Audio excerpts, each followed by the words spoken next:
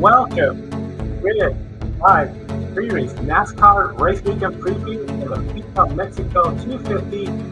Matthew Bro from GridNetworkTV.com joins me out here in San Diego. Thank you.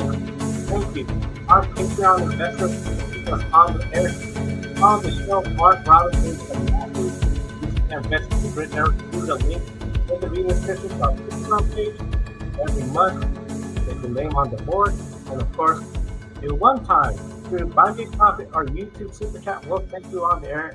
The simplest way, subscribe, hit the bell icon, like us right here on YouTube, and follow us across social media at GridNetworkTV.com. Pick a winner will be coming up tonight. And of course, we're going to be sharing our pick winners, but that's going to be later in the program, Matthew. Let's talk about the Autodromo Hermano Rodriguez circuit hosting NASCAR for the first time since the Xfinity Series has been there long in the early 2000s. You get the Xfinity Series Saturday, and then they're going to get the Cup Series for the first time. 15-turn layout. So they have a short-turn version of the F1 circuit, bypassing F1 turn 4, 5, 6. That'll be just a simple near 180 corner to go back towards the stadium section. Of course, to run the stadium section where the Xfinity Series ran the full corner the last time. This is still going to be a challenging course, though. 2.41 miles, 100 laps, and two big unknowns that I'm really curious, Matthew, your thoughts on. The first one is the long straightaway. Very early on, they're going to get the green flag, and this straightaway from turn 15 to turn 1 is the second longest, just feet shorter than what we have in Pocono. Now, Pocono, of course, the start-finish line is right there at the center of the straightaway. Here is just right after turn 15. Could be plenty of chaos because that first corner very sharp. You're going to have to hit the brakes. And this is where it gets very tricky too. That restart zone very early on. You're going to have drivers hitting it, going full speed on the start, on the stage brake restarts. How intense will these starts be? And concerned about trouble, especially in that initial start. Yeah, absolutely. Super excited for this one, Joe. And I think what you were kind of alluding to, I think the starts are going to be intense. And I think there are so many different factors what we're going to see. And I know we're going to touch on that a little bit later, just about the air and stuff and how it's a whole different type of style going for a very high elevation track compared to what the guys are used to. In fact, some of them, like Tyler Reddick, even was interviewed, I think, by NBC Sports, so NASCAR on NBC, and mentioned that he was actually training for the higher altitude or elevation, I should say, not altitude. But so it's going to be interesting to see. I think the starts will be very intense, and I think some of the guys are going to get humbled really quickly because that long straightaway, like you mentioned, very close to how long Pocono is. And it's just going to be so exciting on those long restarts. There's no huge hill climb, I don't believe, like we see at Coda, but just a long straightaway. And looking at the photo now, you gotta love it. So a lot of people aren't big road course people, a lot of NASCAR fans, but the idea of out of turn 15 into 1 all the way down into, I guess you could say 2 or 3, whatever they label it as, it's just straight. And then it's not like a technical road course, I don't feel, as much as some of the other ones on the schedule with the swerving, starting, braking, so on and so forth. But it's just going to be a high-speed one. I think Watkins Glen kind of same way, very high-speed road course. But, yeah, it's just, man, I'm excited. I think there will be trouble at the start for a lot of other factors we're going to touch on. And I think we're going to have to watch the Xfinity race first on Saturday to see what happens. And plus, the weather might be a factor, Joe. I know we joke about it in our chats. In my area where I am in central New York, every weekend has had some sort of weather event since November, whether it was rain or snow. We had snow in April up here too. And of course, what do you think is going to be happening in Mexico City today, tomorrow, and I think every day for the next 10 days, according to the weather. So we're going to see what happens. But I'm curious to hear your thoughts about the intensity on the start. Yeah, the start, as you mentioned, this long straightaway, we'll share the map with everybody from NASCAR Mexico's website. Turn 15, right there to the start-finish line, all the way to turn 1. We're just talking, it's just feet shorter than what we have in Pocono. And Pocono, of course, that's still a pretty tight corner when you look it's a triangle track, but that one you have banking, you have a lot more wide open space, and the turn is not as tight as what we're going to have here. It's interesting with the Xfinity series. The cars are so different. I almost don't know what to anticipate because the big thing is we're going to have the thinner air. I'm curious to see how that's going to play up with everything. And then, of course, when you're looking at all the stuff when it comes to these restarts, double file compared to 2007, you only had the lap cars double file.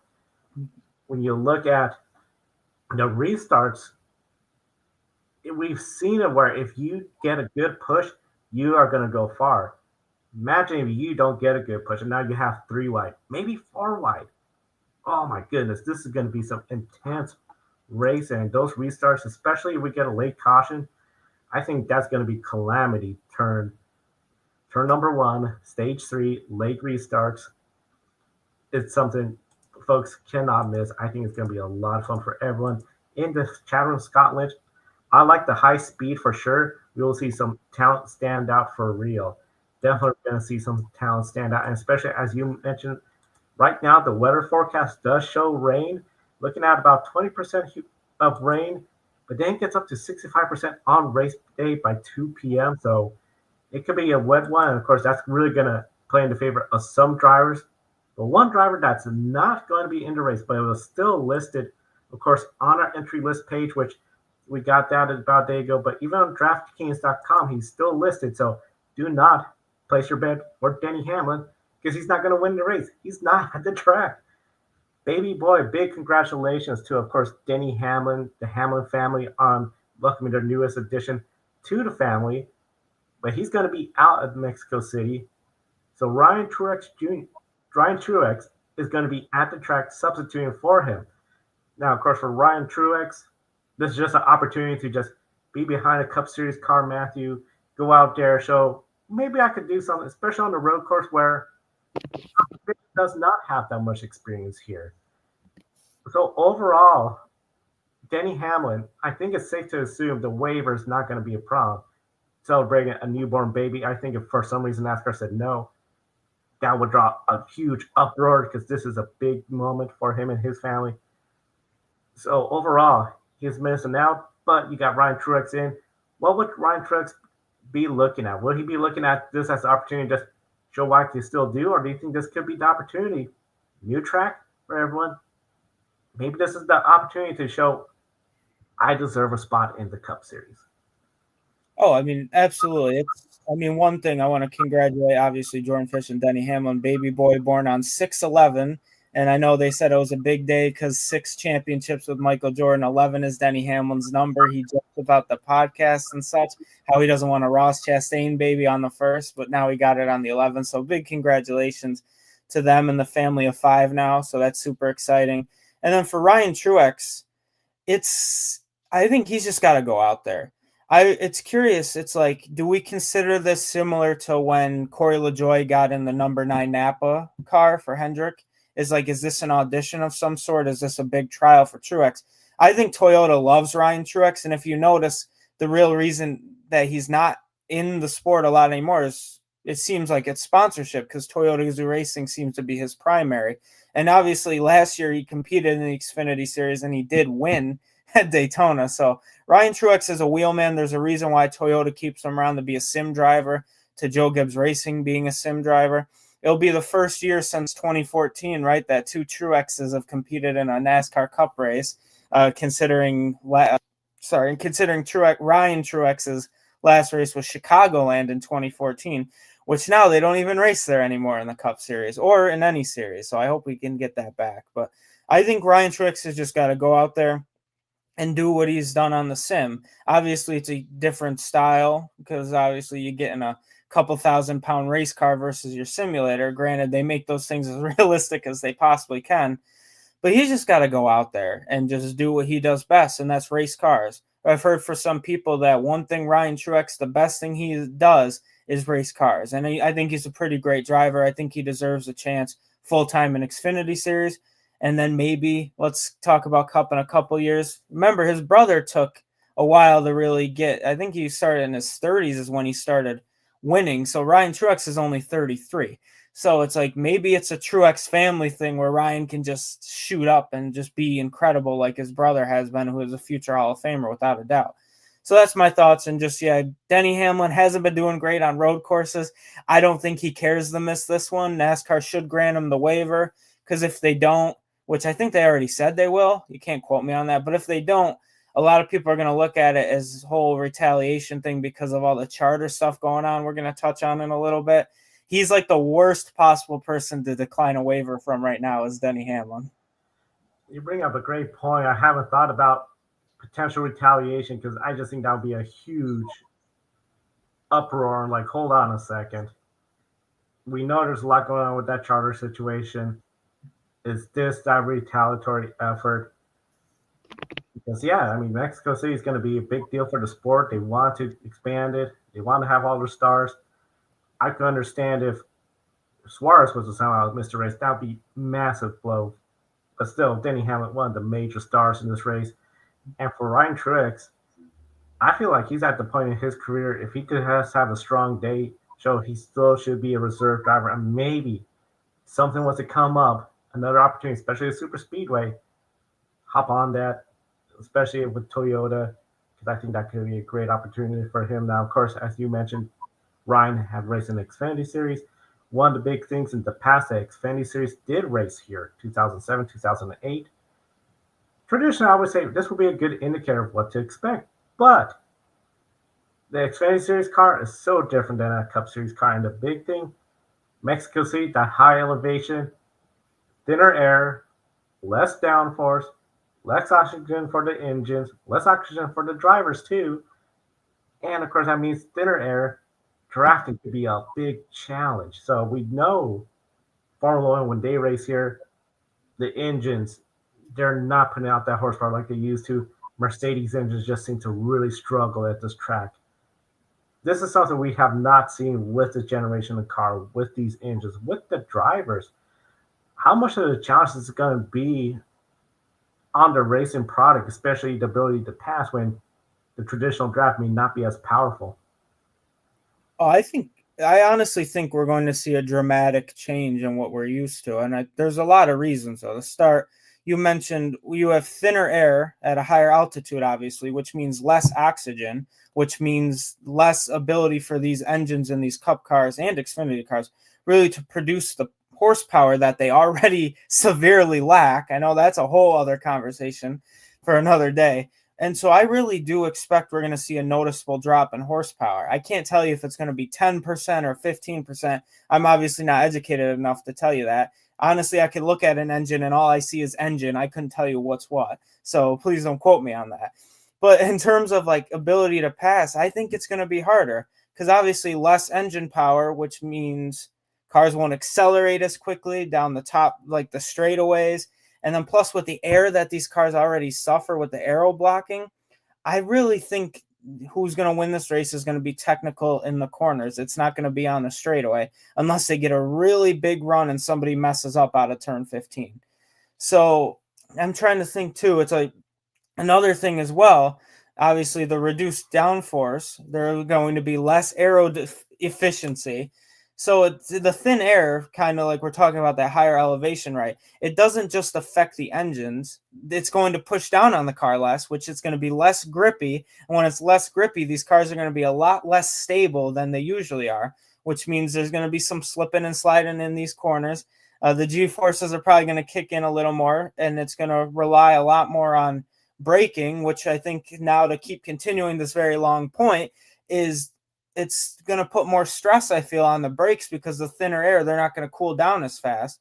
So when we talk about the ability to pass, there's one guy that comes to mind that uses braking better than anyone I've ever personally seen in NASCAR. And even you could argue motorsports with the technical braking and be able to use them. And that's Shane Van Gisbergen. So I think he's really at a big advantage here, especially in the weather as well. And then DraftKings, there's a reason why he's the favorite by a lot. So I think it's going to be a big challenge. So less grip, less tire wear. It's more unpredictable tire wear. We don't know what's going to happen, actually, so I can't really say less. Less downforce is what I meant. Less power. I think maybe the field's going to be more even, Joe. I hope so, right, from a fan perspective. But I really think to answer your question, it's going to be harder to pass, and there is definitely going to be a strain on the racing, which inevitably could be a good thing. We don't know. I guess we'll find out on Saturday and Sunday. Yes, Saturday, Sunday is going to be really interesting, especially since the Cup Series, the diffuser that generates the ground downforce. Maybe that's going to give them a little bit more than the Xfinity Series, but it's just so hard to tell. I mean, of course, the simulators have tried to do everything they can to simulate the conditions, but I mean, now that there's the forecast of potential rain, oh man, this is just going to turn into quite an eventful event for everybody. Of course, watching this is going to be a lot of fun for the strategists. Gee whiz, these cautions could come out depending on what happens on the track. Easily a first lap caution. I bet you that's probably on the mind, and everybody's like, okay, do we want to pit super early to stay out? Because if we have less tire wear, maybe you could stay out till the end of the midway point of that second stage. I'm really curious to see how everything's going to be shaping up for this race here in Mexico City. And overall, we got pretty much the standard what you expect 36 drivers from the charter, and then 37th driver in the field.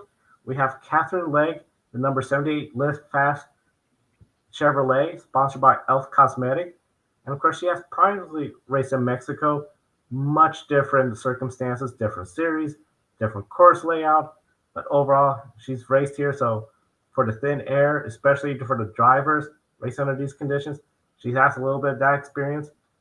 But let's look at some of the notable names, I think, especially in road course racing in the Cup Series you're looking at. Daniel Suarez has to be one of the clear favorite. Home country, this is something big for him. I think it could be a lot of a motivator more than a distraction. So I think he could have potentially a great run. And of course, the favorite from DraftKings, and I think a lot of people are going to be looking at in qualifying, Shane Van Gisbergen has done just about nothing in the ovals. Last couple of race weekends showing some progress. What a great time to come here feeling better, have a good race weekend, potentially get that win. And AJ Allmendinger, who he's been having some good runs. Granted, the penalty was a big setback, but he's not far from the playoff picture, considering where that team was last year. I think a lot of people are impressed by what he's got going on so far over there. So overall, those three drivers, all of them right now currently outside the top 16 in points. When it comes to those three, which one do you think is most likely going to end up in victory lane? It's honestly a tough question. Before I answer that, though, quickly, I want to say with Catherine Legg, you mentioned her, and it's exciting because a lot of people don't realize she was a race winner at this track. Maybe not this layout, but she won here. I think, gosh, it was probably 2019. I think it was like 2019. She won an electric car race here. She led from start to finish. And so that's pretty awesome. So that's got to give her some confidence. And then Elf Cosmetics as well for confidence. They've been doing great on the marketing side of things with what they've been doing for the activation zones at the track. I just wanted to give her a shout out in that number 78 Live Fast Racing Chevrolet. So to answer your question, you got Daniel Suarez, Trackhouse. You got Shane Van Gisbergen, Trackhouse, and you got Mr. AJ Allmendinger for Colleague Racing. So what's the probability that one of those get into victory lane? High. I think very high. I really, even just because of who they are, and I'm going to start with Shane Van Gisbergen first. I think he's definitely the highest probability just because in his 5, if you don't count the street course race that he won and then the one he got wrecked out of from the lead, he has 4 top 10 finishes in 5 races on road courses. And the other one, he finished 20th because of I think it was a strategy thing that happened with him. So for him, I think his average finish is 9th. He's just really dang good at these places. And then plus with what's going to happen possibly with the weather, learning the braking zones, the technical aspect of motorsport. Nobody does it better than Shane Van Gisbergen. So I really think it's going to be his race to lose, regardless of where he starts, regardless of the lack of speed Trackhouse has had up until a few weeks ago. They still don't qualify well at all. And Chastain's just been, honestly, I think he's been outperforming his equipment. And we've noticed every year that he's been in racing, I truly believe Ross Chastain has outperformed his equipment. And there's a reason why he's the driver of the number one Trackhouse Chevrolet. So for Shane Van Gisbergen, he's the odds-on favorite. Absolutely. I think it'd be really interesting to see him win. I know he's really far back in the points, and it definitely would mess things up drastically with the NASCAR playoff system. However, I think we can get a point where these next, I think it's 11 races left in the regular season. I think we could have enough different winners by the playoff cut line that even if Shane Van Gisbergen wins here today, or today as in Sunday, and he doesn't win another race at all the rest of the year, I think it's possible he can still get eliminated from the playoffs based on points and all the other guys winning. And then sorry for that long point about Shane Van Gisbergen, but to talk about Allmendinger, he's got one win in the last 16 races here. He's got 10 top 10s as in road courses, not at Mexico City. Obviously he has none because nobody has any. And he's just AJ Allmendinger. And that Kaulig car really has not done as well as people think. I think he's another driver who always outperforms his equipment. I think even Ty Dillon's doing a pretty good job. And I think without road courses, this team wouldn't really be a topic of conversation. I think even the Xfinity Series, they aren't doing nearly as well as everyone thought they would be. Like I assumed Christian Eckes would have a win already. Daniel Dye's been doing really well up until that disqualification as well. But to talk about Cup, Allmendinger is definitely a top 3 favorite.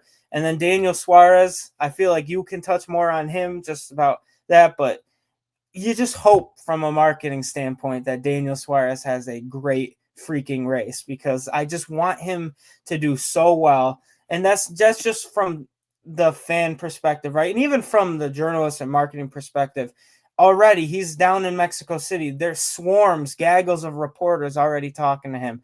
It's what you see with Pato O'Ward if they had an IndyCar race in Mexico City. So I think he's a favorite as well. And I think Suarez is a favorite mainly because I believe he won a Mexico Series race here, not because he's been great at road courses lately, because he really hasn't been.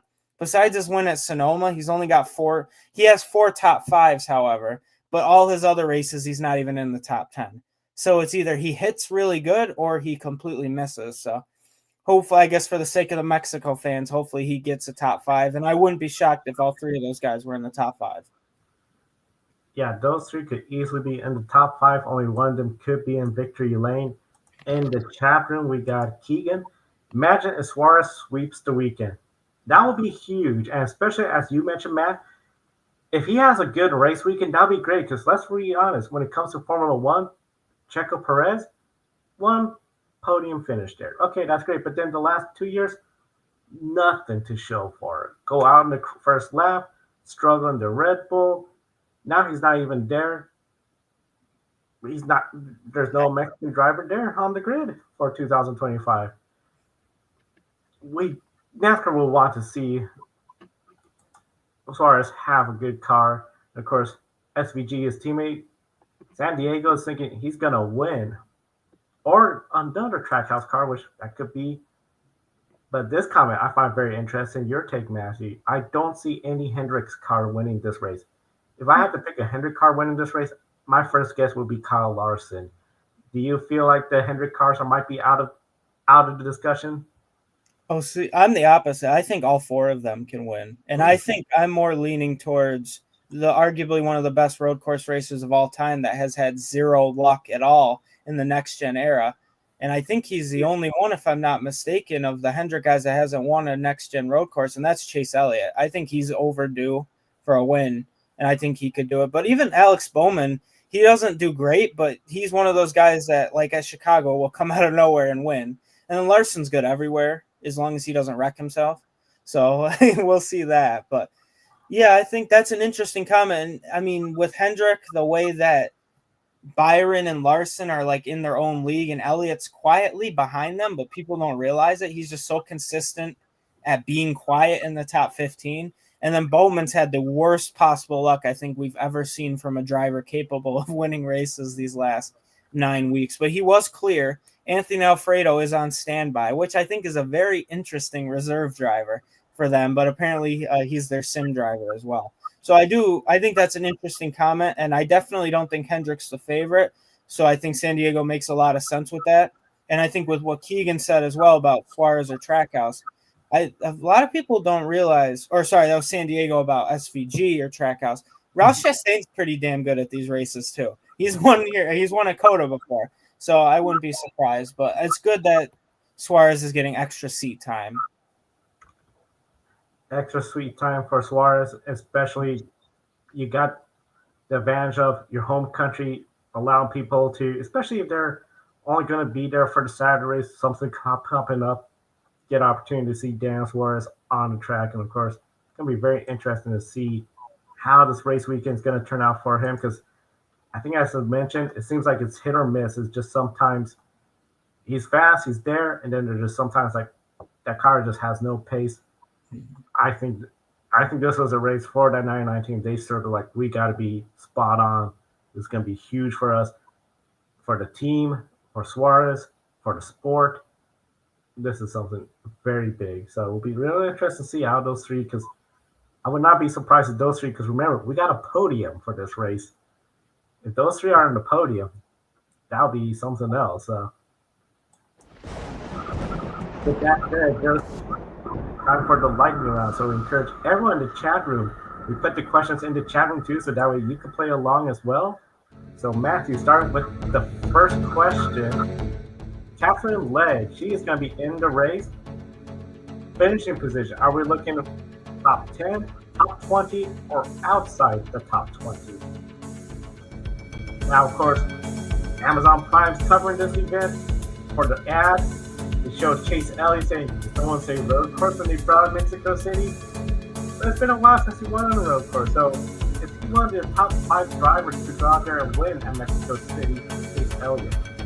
Without a doubt. If I had to pick my top 5 drivers, I'd have Chase Elliott not on that short list for me. I would share more in pick the winner.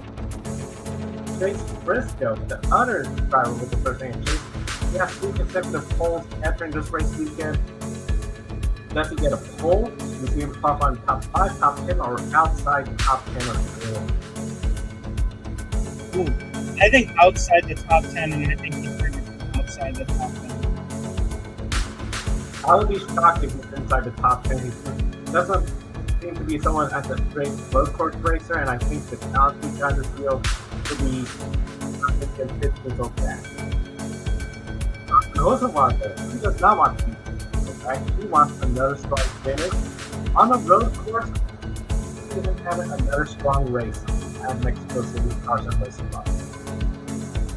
I think absolutely he does. He's quietly a top 10 road course driver. He got a good finish at Watkins last year. I think he runs smart race, but not get in trouble, avoid Ricky's penthouse. I think he could have a good finish, another strong run. 3 Cup Series drivers in the Xfinity Series race. Who finishes ahead? We have Christopher Bell, Ty Gibbs, or Daniel Suarez. Oof. Based on equipment, that's even tough too. I'm just gonna say Xfinity. It's either Gibbs or Suarez. I don't know if I can pick, Joe. I think they're gonna be right next to each other in the lineup, 4th or 5th, or 3rd and 4th, 3rd and 2nd. That's gonna be tough, especially with Bell there. Ty Gibbs has shown he could be really good at these courses. I'm just gonna go just because he's the driver everyone's talking about. I think it's gonna be Dan Suarez. It just he has stiff competition. Of course, the Xfinity Series regulars and their road course racing experience now they've got Portland and others. That's gonna be a tough race. And the last question in the lightning round, we got 2 stage cautions. We know that. How many cautions for incidents, and do we see overtime? Weather dependent. I think there will be at least 5 total cautions, and no overtime. I hope not.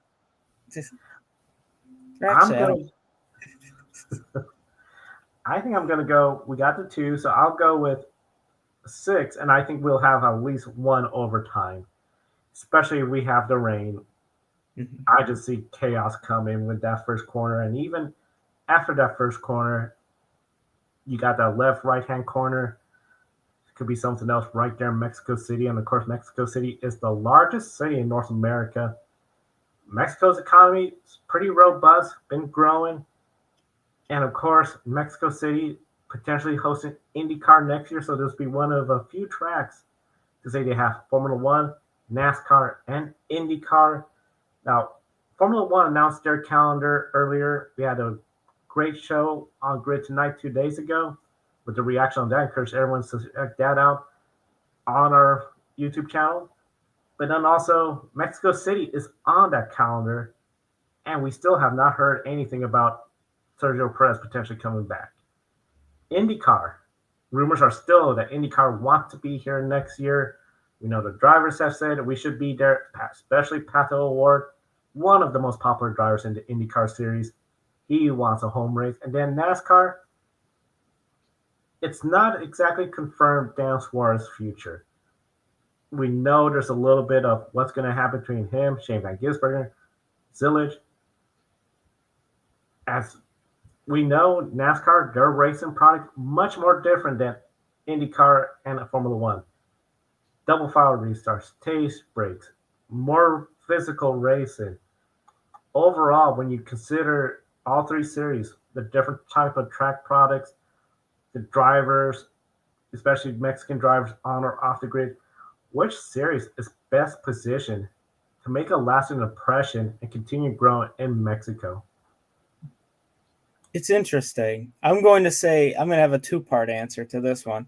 I think IndyCar is slightly better suited for Mexico City from just like a racing standpoint, but I think NASCAR and with their marketing, they might have a stronger like long-term potential. Because when you look at NASCAR versus IndyCar, right? NASCAR already has a Mexico series, which they are racing this weekend, if I'm not mistaken. They do have a Mexican driver in Suarez. And I think they are definitely trying significantly harder than IndyCar to push the international market. But a road course like this for IndyCar would be awesome because it's high speed and you have Pato O'Ward, which no offense to Suarez, I know he's the first minority champion in NASCAR history in 2016 when he won the NASCAR Xfinity Series championship. However, his fame has, I feel, nothing on what Pato O'Ward. I feel like more people know who Pato O'Ward is than Daniel Suarez from a racing standpoint. So I think that can help IndyCar. And you said that they're trying. I think they need to drop everything and try as hard as they can to get to Mexico City because of from the financial standpoint and marketing that can go with putting Pato O'Ward on every dang commercial that goes out there. And NASCAR has been using Suarez in those like skits. They had Cindric, Bowman, and Priest in them. Those were awesome from a fan standpoint to see. And especially IndyCar, there's more, I guess, Mexican drivers that are more open wheel-esque. I don't think we really see a lot of one-offs in IndyCar. Like, I would love to see Sergio Perez to race in IndyCar. I just think that if they're at Mexico City, however, I have a strong feeling he's going to be back in Formula One next year with Cadillac. I truly do believe he will be there. And I can't confirm or deny anything, but I have a hunch that he'll be there. But then Suarez, I think NASCAR is more primed to bring in that talent, that international talent that I think they're going to touch on as well.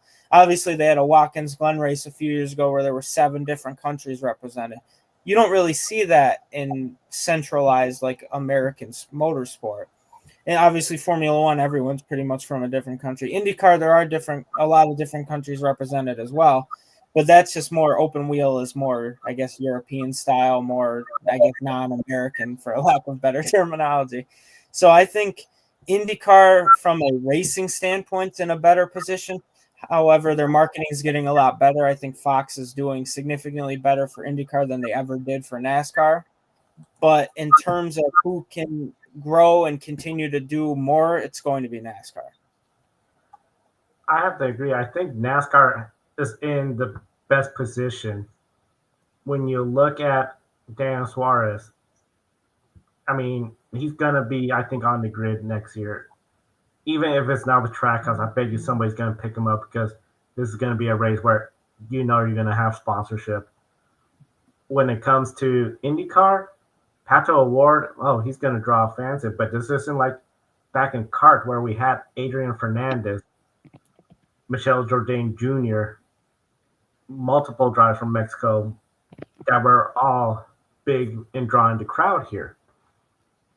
Formula One, I just don't know if for folks that saw Grid Tonight yesterday, of course, they were talking a lot about how Formula One just seems to be feeling like, hey, we do our own thing, we don't care about others, and the move to run the same day as the Indy 500 is going to rub fans the wrong way. I just wonder if they're going to start losing some of the fans' interest, especially if it's like, okay, Sergio Perez is not with Cadillac. Nothing's been confirmed or denied that that may not happen or may happen. So, of course, we'll be following that Grid Tonight every Wednesday right here on the Grid Network, and first breaking news right here on Grid Network TV. But yeah, I feel NASCAR is in the best spot, especially they got the NASCAR Mexico Series.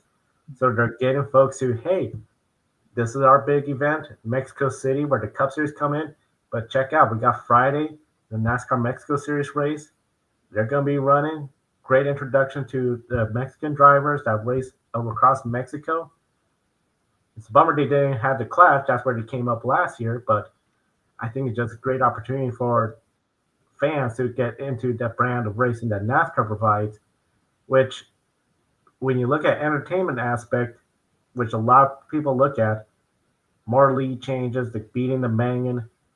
But I gotta say, the fans, I think in general, are more into that IndyCar style strategy, the raw speed, and just having the best car. So it'll be really interesting to see how this all shapes up now. Of course, as we display all the DraftKings graphics or the entry list, friendly reminder to everyone, Denny Hamlin, the breaking news today, he is not racing this weekend. Healthy baby boy born, so he's going to be missing out from Mexico City. Overall, we were looking at originally the rumors of there will be 40 cars in this race, but we only have 37. Of course, there was rumors swirling that Project 91 is going to have somebody. Maybe look at Sergio Perez. No information from Perez regarding his F1 plans with Cadillac or otherwise. However, this weekend, it's no secret. We got NASCAR in Mexico. United States has IndyCar in the Oval Gateway. That's why it couldn't work for Pato O'Ward. Canada, they got Formula One. Of course, Canada next year is going to be the same day as Indy 500. That's another mess. But overall, you also have the 24 hours of Le Mans. Some of the best road racers are all there. They're not going to miss this race. We don't know the future of Chicago next year, the street course. 3-year deal. Will we see it? Will we not see it? It's very complicated when you're dealing with elected officials, public roads, opening the roads, closing the roads. Next year, we haven't got the confirmed date of the Mexico City race. We do know, looks like Formula One might going to be running the same time as Le Mans again next year with one of their Spain races. But should NASCAR consider adjusting the schedule to make this race a major event where if you don't have it on the weekend of Le Mans, if Chicago's for some reason not back, this could be a marquee event to attract international drivers. It's tough, right? And you want to say yes, but you want to say no as well. And I think you could say yes in the standpoint I want to touch on. You mentioned Suarez and Telcel. I think a lot of people don't realize when Suarez was in the NASCAR Mexico Series way back when, many, many moons ago, he had Telcel. He drove for Telcel Racing, I believe it was. And that was one of his first sponsors that got him into, I believe, K&N or ARCA at the time. And he won races with the team. I think he won Rookie of the Year in the NASCAR Mexico Series or some sort of award. So for him, that's from like a marketing standpoint. It's like, should they consider, because you have like, I guess, reunited after 13 years of being away from one another, less than that, honestly. I'm thinking back to when he first started in stock cars. But should NASCAR consider changing the schedule? It's tough because I think Chicago is great. I know a lot of people hate it. I think just logistically in the city and stuff. But what NASCAR Chicago did for the economy in that area it's truly a tremendous thing. Sure, you lose a lot of money, but the ROI has been proven multiple times there, even with the really crappy weather they had both years. That I think it's a good idea. But in terms of changing its schedule and making like this, I think it's great that NASCAR's staying in the Americas, right? So you up to Canada, North America, then Central America with Mexico, and then the United States of America. So I think it's great that they're staying in there. Should they maybe try to do something elsewhere in like Brazil? Not yet. I don't think they're ready for that. I know they got the separate series, but it's another point you made, Joe, too. I want to touch on is trying to attract more international drivers. I think this kind of showed logistically that the first time in an inaugural, I guess I want to say Grand Prix, but really an inaugural event, it didn't work. It really didn't, trying to attract international drivers. Like we were all hoping we'd see Paddle in an Xfinity car, or Checo in a Cup car, and just other Mexican drivers. I know we have two in the Xfinity series, I believe. Someone from the next NASCAR Mexico series, and then Andres Perez de Lara is going to be in an Xfinity car for DGM. Sorry. I hope they get there. I know they're having travel issues as well as some of the other teams. And then Suarez obviously going to be there as well. But those are three just Mexican drivers, but they're not really they didn't really attract a lot of international drivers. And I think they don't really need to have big major events like that to do it. I just think it's the way they market it. Sure, because even Watkins Glen, Joe, I know we touched on, I said 7 different countries represented there. That's just a track they always have on the schedule. So they didn't really have to go out of their way. I think there's some great ideas of tracks they could potentially go to in the future, and it just really depends on how Mexico City goes. I think, I guess the best way to describe it is from a logistical standpoint, with obviously border and travel and stuff like that. I think for them, I think Chicago got 2 years and now a third year to try to say, should we keep it or not? I think Mexico City is going to be one of those where people are going to look at it and that NASCAR needs to perform here this weekend, or else it's going to be out the door faster than Chicago would be. But hey, if we get Chicagoland, I like Chicago street course, but if we get Chicagoland back instead, I won't be complaining. But yeah, I don't know if they should change this race at a major, to make it a major event. I guess we're going to see, and maybe my answer will change by Monday morning. I don't know. It's just, I hate, though, I want to touch on the last point. Sorry for yapping a lot.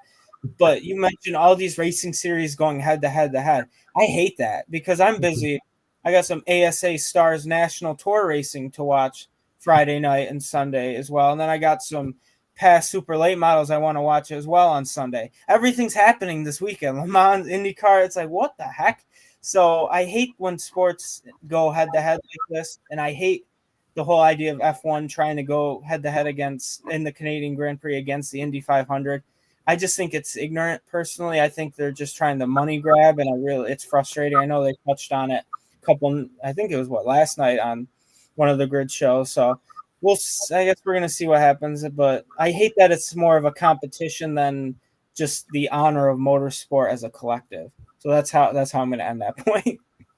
Yeah, I'm not a fan of these series all competing head to head. I mean, especially I think F1 and the Canadian Grand Prix going against the Indianapolis 500. Canadian Grand Prix has been an entertaining race, but I just think they're going to miss out on the fans are going to watch it, and their lame excuse of, well, we can't make it work. There's so many other race weekends in May you can make it work. I mean, I don't think people will be upset if F1's on the same day as a pole day or one of the test days, but that's outside our scope. I know we'll be watching. Sounds like Rosalie is watching as well too. So a lot of folks will be watching this race weekend in Mexico City. And I think the big thing for me when it comes to this race, if there was a schedule adjustment, let's not go Michigan to Mexico to Pocono. I think we could all agree on maybe a North Wilkesboro or somewhere closer was like, okay, they could get to Charlotte and then Laredo, Texas, Mexico City. Then on the way back, I don't know. I mean, granted, June is going to be really hot in Texas, but maybe that'd be a good off weekend at that point, just because it is a logistical work. And no, there's always flaws the first year. Maybe the second year will be a lot better. But I just think, like, if you want international drivers, because Chicago, the Supercar Series drivers that we know that we've seen come in, that was the launching pad for Shane Van Gisbergen. I'm convinced if SVG did not win that race, he probably would still be in Supercars right now. That race win put him on the map. I think this race weekend, if it's successful, it could be a huge positive momentum. And I think NASCAR should consider, hey, if we try to race on a weekend where maybe other sports car drivers could come in, it could just naturally attract them, just like Watkins Glen. The time of that track when we had 7 different countries represented, what a fantastic race. It didn't turn out great for Kimi Räikkönen that day, but Watkins Glen, of course, very renowned road course here in the United States. Now, of course, all these talk about the international drivers, the road course experts. Let's focus back on the points battle because we are getting close to the end of the regular season. William Byron has a 42-point lead over Kyle Larson for the regular season championship. We know the benefits of if you get that regular season championship, those bonus points, that could have been the difference for Kyle Larson of advancing further to the next round. Last year, came up a single point short. But this string of races, I think, could be a big test for the 2014 William Byron. Because listen to this. We're starting with Mexico City. Then we go all the way to Pocono. Then Chicago. Then Sonoma. And then Echo Park, formerly known as Atlanta Motor Speedway. Now, behind Larson, of course, is Denny Hamlin, 82 points behind. That's going to grow since Denny Hamlin is not in the race this weekend. But then you have Christopher Bell, 95 points. He knows how to win on a road course. He won at Echo Park, Atlanta earlier. Overall, do you believe if William Byron retains the lead after the next 5 races, is he then the favorite to be the regular season champion? Absolutely. I don't think we give William Byron enough credit for how good he is at being a race car driver. And I've said it before. He's truly been the best Chevrolet driver in NASCAR those last couple of years. I know he doesn't win as much as his teammate, but he's up there in the top 2 in next-gen wins, William Byron is. And he's only got 1 win in the last, that's like nearly 20-ish races, give or take. But he's always up front. He has the lowest average finish of all the Cup guys this season. And I believe he has like 8 top 5s already this season. 7, my apologies. He's got 7 top 5s this season. I know Larson has 9, but Larson is honestly wreckers or checkers. So I think with that inconsistency, because Byron doesn't DNF a lot, knock on wood, for his case, right? I don't think he's DNF this year at all, if I'm not mistaken. So he's one of the few that he's constantly finishing. And another guy that does that as well is Chase Elliott. Chase Elliott, the reason why he's so high in the points is because he is always finishing races. So you mentioned Larson, Byron, and I'm not going to talk about him, but Bell. I truly believe those are the only 3 drivers in this sport at the Cup level, Byron, Larson, and Bell, that I would pick to win on any day all 36 weeks. Larson, I'd argue against the super speedway racing, but he's been quite good at that, winning stages and stuff, finishing in the top 3. I used to only say Byron and Bell, but I've added Larson to that. I think those are the only 3 that can win on any given race weekend. Blaney's up there too, but his road course inconsistency, I think, hurts him a little bit in that sense. But I think Byron will retain the lead, and it wouldn't shock me that if he won the regular season championship by a big margin, honestly, just because of he's already, if you don't include Larson, right, who's been really good this year as well, he's already a full race and a half almost, a race win and a half ahead of, well, now Hamlin probably won't be in 3rd anymore. So Bell, he's 95 points. That's a lot of points.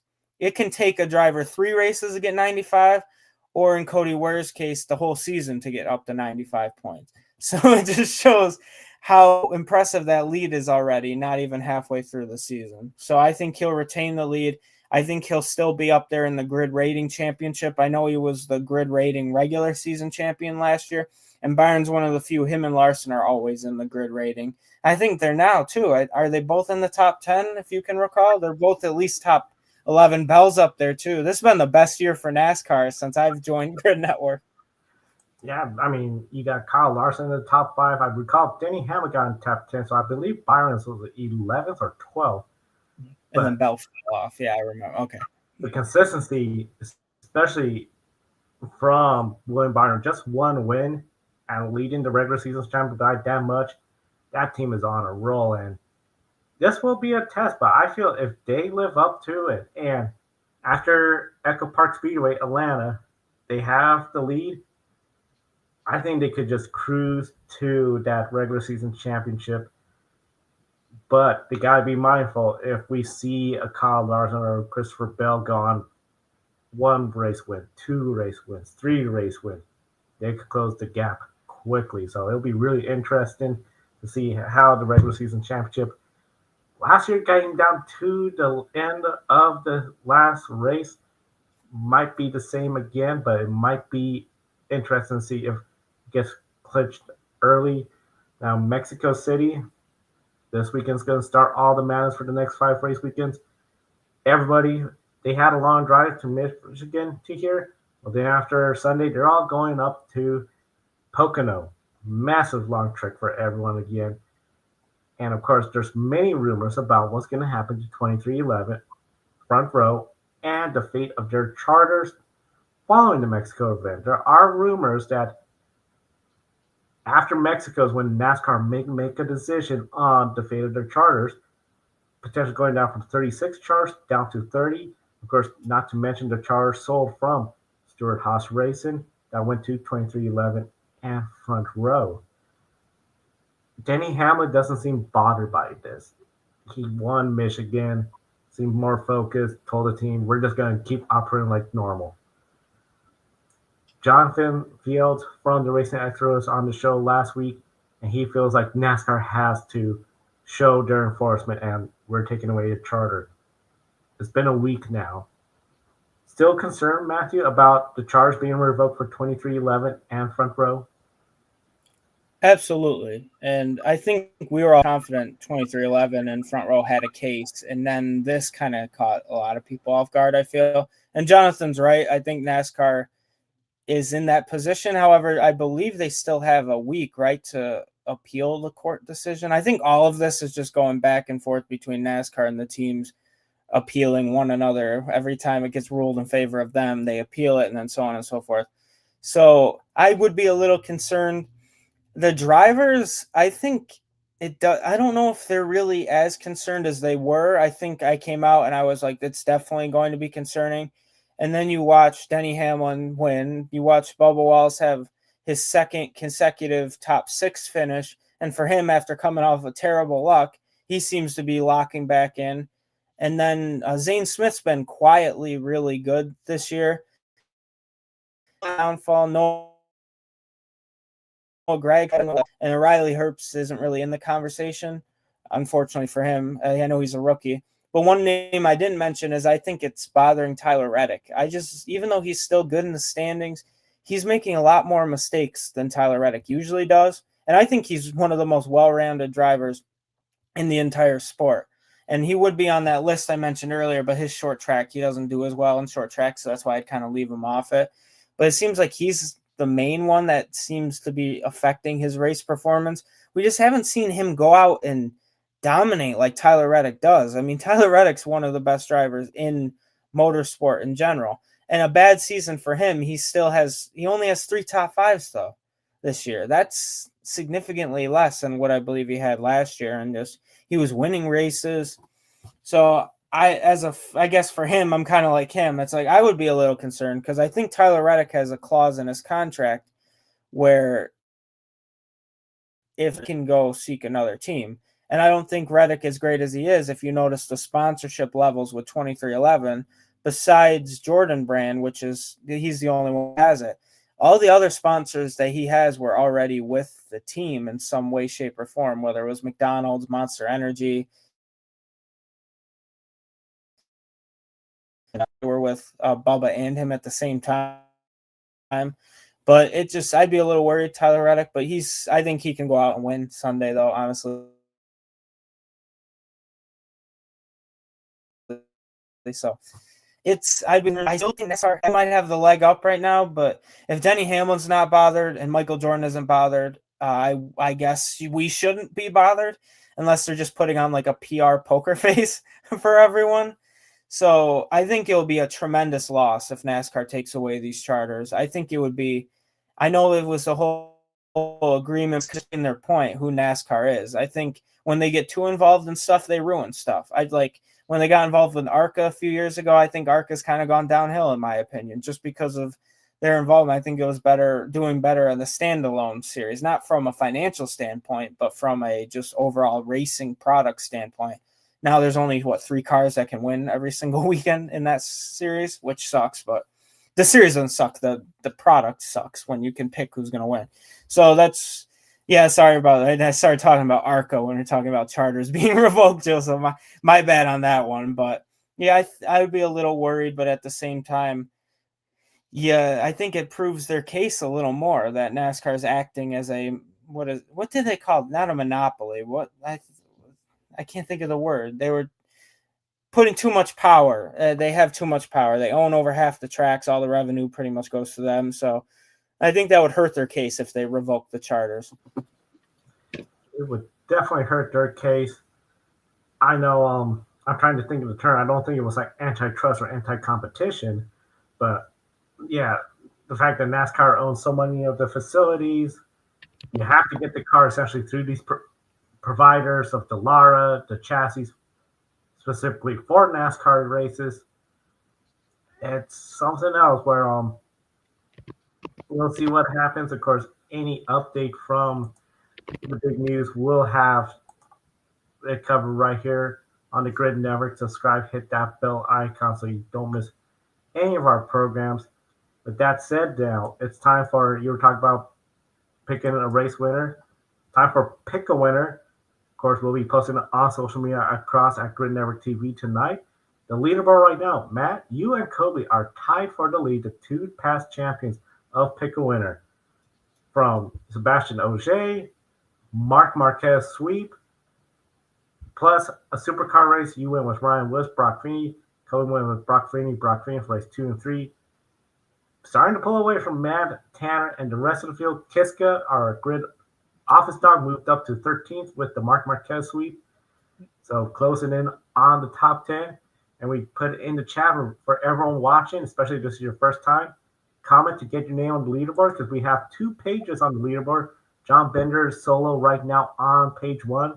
So it only takes 1 correct guess, and there's 3 races this weekend. Formula 1 in Montreal, Canada. In the United States, we have IndyCar at Gateway, and then, of course, Mexico, NASCAR, the Viva Mexico 250. So a lot of races, 3 points on the line. Matthew, starting with you, when it comes to Mexico City, who do you see winning the Mexico City Viva Mexico 250? I think my pick will be tentative because I usually decide at the last minute, and it's been working for me, so I'm gonna keep doing that. I think we're gonna have to see practice, but I think you kind of have to go with the odds-on betting favorite, Shane Van Gisbergen. I think a sleeper pick, though, I want to point out. I think if somebody goes with Chris Buescher, that would be a great pick. I think he's shown a lot of speed lately. But for me, tentatively, I think I'm going to go with Shane Van Gisbergen and then another sleeper pick, Chase Elliott. Those 3 guys I think are going to be threats. But I guess for now, SVG, I might change it. Probably will. We'll see on X is where I leave my my pick of winners. So I know we talked earlier about why Chase Elliott was not on my list of 5 drivers. If 5 drivers I had to consider as potential winners, Shane Van Gisbergen is top of that list.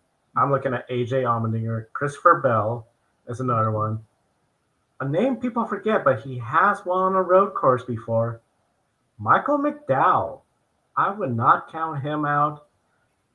Overall, he has a tremendous amount of experience.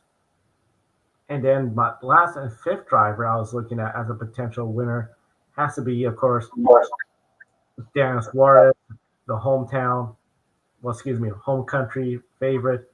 But out of those 5, only one that I could pick for my pick a winner pick.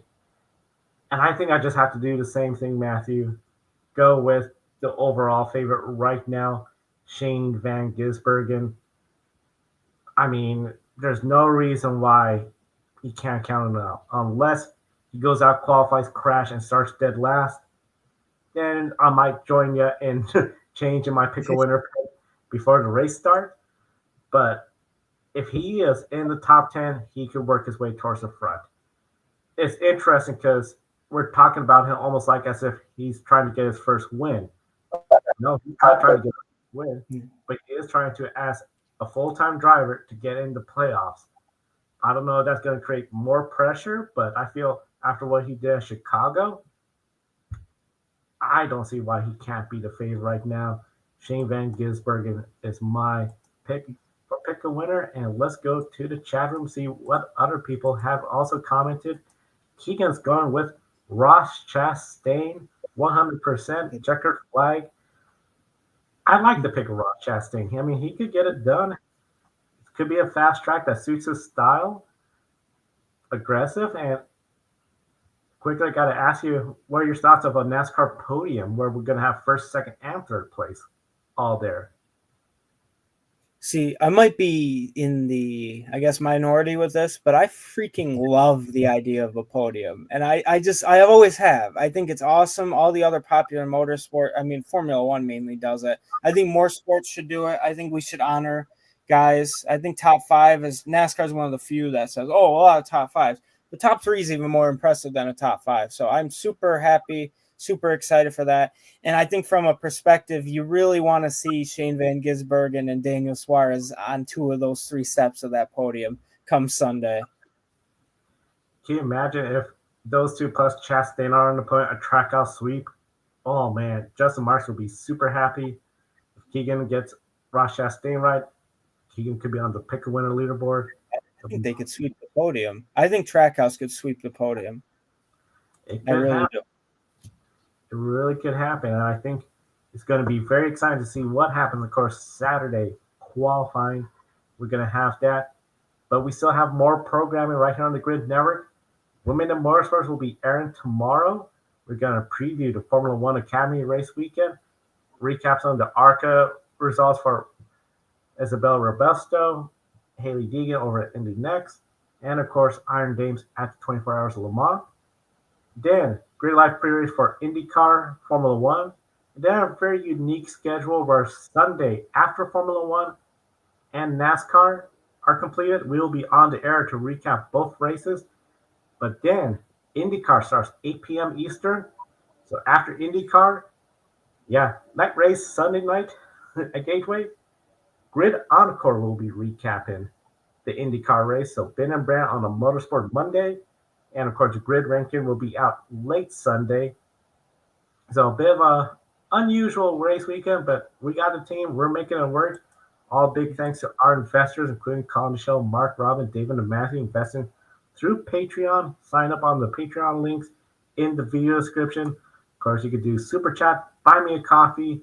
Well, thank you on the air. Add your name to the leaderboard. As you see, Jason and Amber tied with 5 cups of coffee or Super Chats. And social media, Grid Network TV. You can follow us here on YouTube. Subscribe, hit that bell icon. And of course, the Grid Endurance Performance Index underway. The Grid Ranking underway, updated every Sunday. And pick a winner. That'll be posted tonight. So a lot of racing going on, and we enjoy doing this for you, the viewers, as well. For Matthew, I'm Joe. Thank you for watching today's program. We'll see you next time, and enjoy the racing.